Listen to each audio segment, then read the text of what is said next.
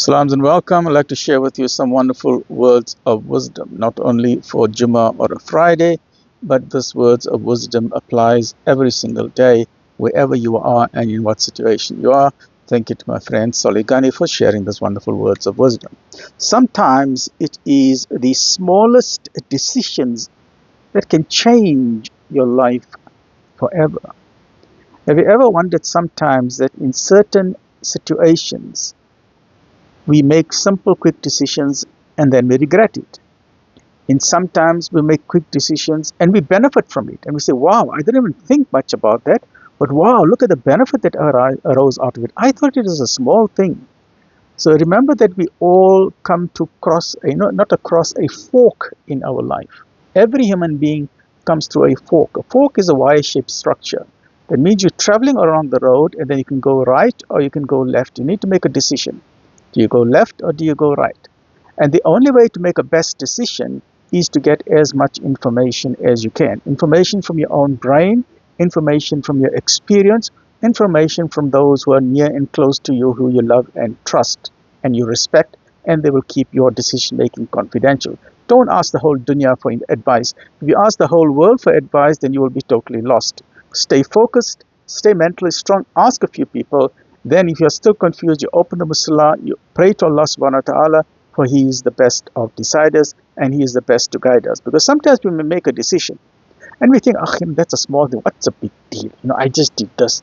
But we don't know the repercussions of that decision. That decision may have such devastating consequences that we will never understand. And the Quran tells us about this.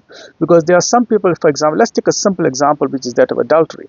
And we're not only talking about adultery in Muslims or non-Muslims. It happens to anybody, whether you're male, female, Muslim, non-Muslim, Russian, Christian, Chinese, Korean, it doesn't matter. And the Quran tells us adultery is the road that opens the door to other evils.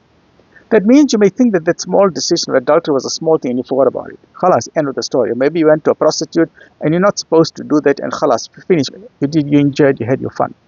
But you don't know the repercussion. What if that woman that you had adultery with, or the pre-teenage girl, you had sex with an 18-year-old, now she's pregnant. So that 10-minute act that you had, or that 15-minute or 30-minute act that you had, now you are faced with a lifetime decision of raising your own child. Or if you abandon that girl, she now has to be a single mom raising her own child. And our university professors used to always caution us to say that the reason why there's so many sexually transmitted diseases in the world and why the rate of HIV AIDS is so high, especially in South Africa or the Southern African continent, is because we do not think further than our nose. We only think about that immediate moment that, hey, let's have some sex, let's have some fun, and we forget about everything else.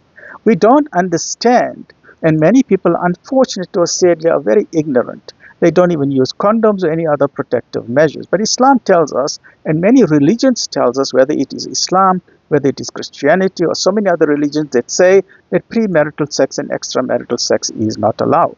But let's leave that aside for the moment, and let's say a person, whether in this country or anyone else, has premarital sex.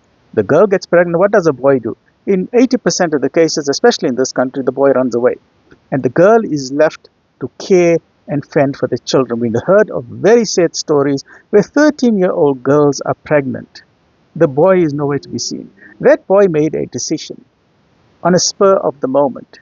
That decision is going to haunt him or her for the rest of their life.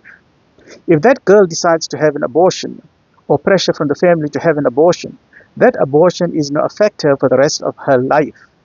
It may seem like a small decision that, hey, it was a party, you can give excuses, no, I was drunk, I didn't actually mean it. Well, good luck to you, my dear, because at the end of the day, it's your life and you're going to suffer.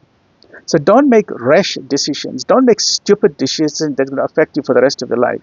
As a medical doctor, we are very concerned that we see young, beautiful women coming into our medical practices and hospitals with HIV AIDS. Can you imagine that? You know why? Because the husband didn't say that he had a good time with prostitutes that weekend. The next day he comes and he has sex with his wife. So let's stop all of this nonsense that is happening in our society. Let's be brave enough men and treat women with honor and dignity. Stay well, look after yourself. Alhamdulillah.